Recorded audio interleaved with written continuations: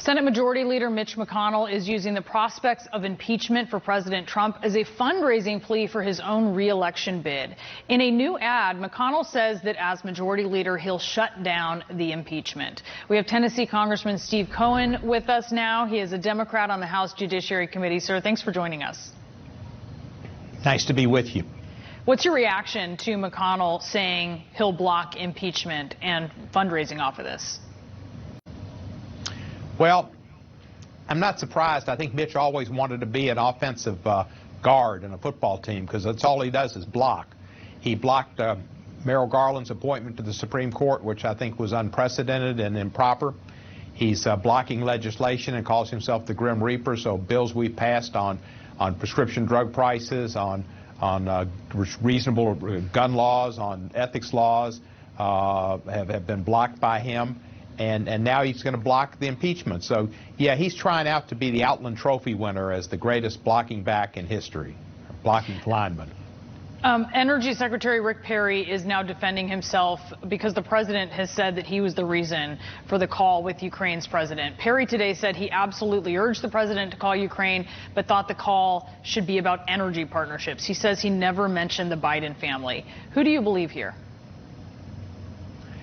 I believe Rick Perry. I think he's one of the few people in the cabinet who I've found to be I found him to be a straight shooter, and I found him to be a very nice guy.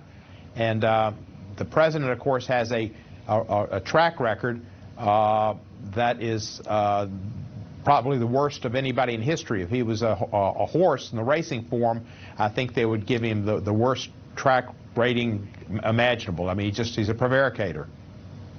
I want to ask you what you've been watching on recess, maybe not in your district, but you know that there are members who are holding these town halls in their home districts, and we're getting the sense of what they're dealing with. Let's watch part of Michigan Democrat Alyssa Slotkin's town hall. Myself and 6 other members of the freshman class in Congress, all former military or former CIA, wrote a joint op-ed and came out in support of an impeachment inquiry. And I wanted you to know from me,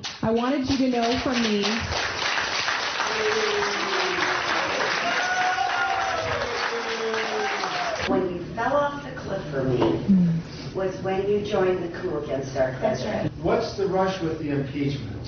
Impeachment's a serious thing. This would be only the 4th president in the history to be impeached, and to try to impeach him on something like this is really stretching it.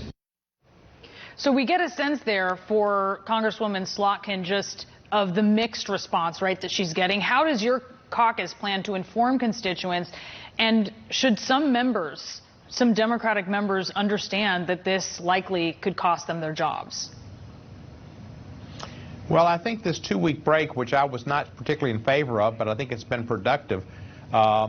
Adam Schiff and the Intelligence Committee has stayed focused on this, as has Elliot Engel and Elijah Cummings as the 3 committees most responsible for this foreign policy intervention, this subversion of our Constitution and abuse of power for the benefit of a national, of the president politically dealing with an international situation in a country where we promised military aid, and then as an abuse of power conditioned it pretty much on this investigation of his rival, Joe Biden. I know it could be difficult in some people's districts. I listened to Congressman Slotkin, and I think she and her 6 colleagues did the country a service by coming together and writing that op-ed, explaining their position. They're all former military, Air Force, Navy, CIA, intelligence people, and they explained why they resisted impeachment in the past, but that this action in calling a foreign power and conditioning, we'd like you to do us a favor, though, and cutting off the military aid that they needed was a need for it. Do you think this will cost some of your colleagues their jobs? I don't think it will, because I think the American public will see that they made a thoughtful decision, that it was the right thing to do, that this president should be impeached for doing this because he is it's against all laws. George Washington warned us as far back as his election not to get involved with foreign entities. American elections are supposed to be determined by Americans, and we shouldn't be having Russians involved. Russia was involved. The CIA, the FBI, the Justice Department, the Mueller report all said it. Trump still doesn't believe it, and now it appears Senator Johnson doesn't believe it. We can't be operating in an area where some people hear the truth and some people refuse to hear the truth and to get what they call fake news, and they just discount the truth. The Slykin's town hall, most of the people were supportive of her position, I believe. There were some people in red hats who yelled out and hollered, but they were a minority in that crowd. She handled it very, very well. They did this on the Affordable Care Act and came out to his town halls and made their voices heard, but in stronger numbers. That was a strong response. I just want to be clear on what we just watched, Congressman. There were constituents there who were not wearing red hats, and they were asking thoughtful questions, and they had concerns. I just want to be clear about that. I do, unfortunately, Congressman, I am out of time, so we will, of course, see you again very soon, Congressman Steve Cohen. Thank you so much. Brianna, I watched it too, and she handled it well, and they were not the majority in that crowd. But I think the people will support Congress people that support holding up their oath and supporting the Constitution, and that's what America's about. All right, Congressman, thank you. It's very good to see you. You're welcome.